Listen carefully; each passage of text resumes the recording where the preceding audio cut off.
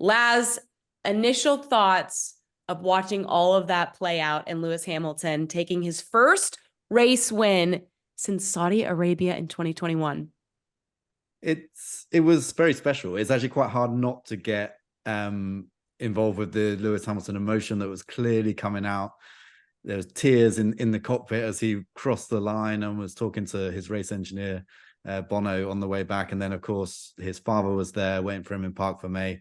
We've seen that a number of times over the years, be it when he won his first race, his first title, and then even when he lost the championship in Abu Dhabi in 2021, his dad was there to give him a hug and a few words in the air, and it's the same again. So yeah, it just meant so much to him. And for a driver that's won so many races, this 104th Grand Prix win, it was kind of strange for it to have that extra added emotion. And he even said afterwards, this one just felt so different to the rest, because of course, as you say, Saudi Arabian Grand Prix 2021, 945 days wait for a win. And in that time, everything that's happened, the loss of that title in Abu Dhabi and how difficult that was for him to get over.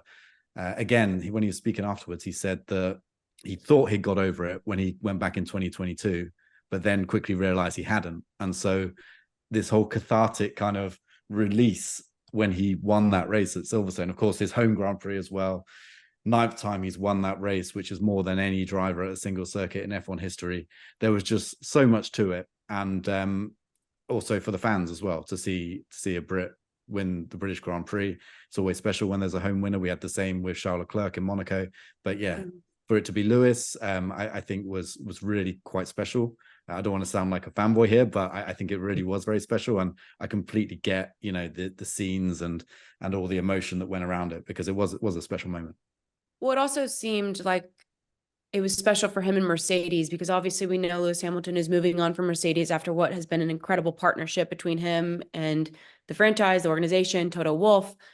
But for him to get that win at Silverstone, a race track that means so much to him, it almost felt like tying a bow. I don't know if he's going to get more race wins this season, Nate. I don't know if George Russell's going to get more race wins for Mercedes. They're clearly trending in the right direction.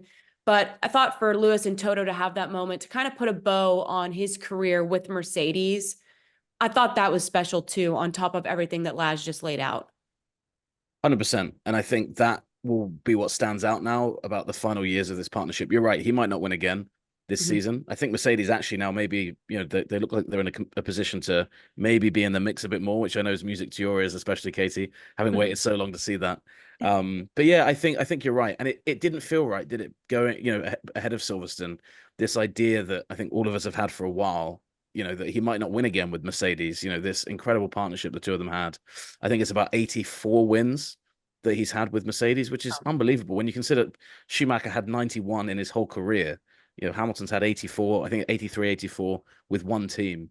Unbelievable run. And for that to have kind of just ended on a damp squib of 3 seasons without a win, it wouldn't really have been right. So yeah, I completely agree with you. And even if he doesn't win now, that, the bookend of that chapter is always Silverstone 2024. Right. It doesn't matter what else happens after that. It was such a perfect moment. And I think, the radio message from Bono when he was like, boy, I've been waiting for this. And Toto saying, we will prevail. It's just like, it's a perfect, I know they were filming a Hollywood movie, that weekend, but it was perfect Hollywood kind of cinema. And I think Lewis has always been that. And just on Lawrence's point about getting swept up in the emotion of it, just more generally, how lucky have we been this year for kind of some of the feel-good moments? We had Sainz winning after appendicitis. We had Lando finally getting the win. We had Leclerc ending the curse in Monaco. We had Russell kind of getting the win back after he lost the win in Canada, obviously when Max and Lando had their collision. And now we've had this Lewis moment. It's been quite a special season when you look at all of those moments combined. And I don't want to take anything away from Max. He's had some pretty special wins as well. So yeah, it was just a really nice added chapter to what's been a really, really great season, I think, since Miami, because obviously everything's just changed around. But yeah, great for Lewis. And I had my favorite message was from my friend Simon, who's a diehard Ferrari fan. He's never really been a keen Lewis fan, so he's bracing himself for that arrival. And he messaged me and he's like, I hate myself. He's like, I got choked up when Lewis won. I said, mate, he's going to be in red soon. He's like, I know. So I think it did touch a lot of people, even if they're not the biggest Lewis fans, which I think always speaks to how big a moment is. It was hard not to. I remember getting choked up watching Charles Leclerc finally have that moment in Monaco. And I know that this is the 9th time that Lewis Hamilton has won at Silverstone, which is remarkable in and of itself. But it felt like a long time coming for him, given, I think, all the frustrations and the challenges that he and Mercedes has faced since that 2021 season together.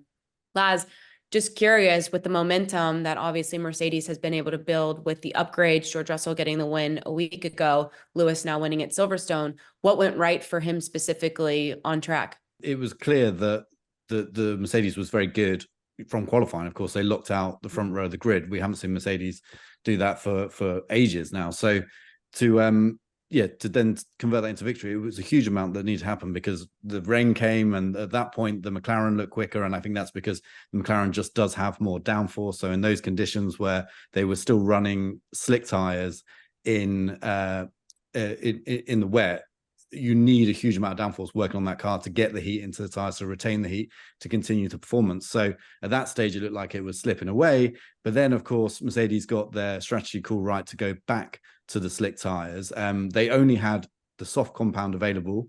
And remarkably, McLaren followed Lewis Hamilton with that soft compound decision when they could have gone with medium. Mercedes didn't have the mediums available.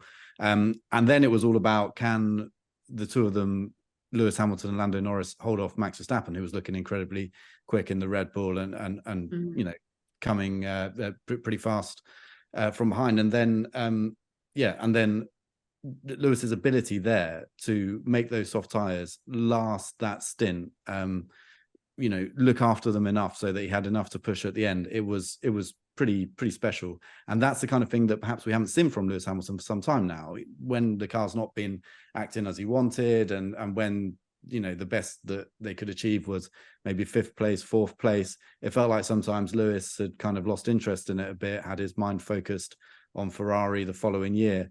But then all of a sudden, it comes alive, and he comes alive because he can sense that victory. And that was often the case even in those years, of dominance. If Mercedes had a slightly tricky weekend, or the championship was already sealed, sometimes Lewis's performances slightly went off the boil. But as soon as you present that victory in front of him, he's still got this huge hunger, and of course the natural ability to go and chase it. So I think that's what was so special about the performance.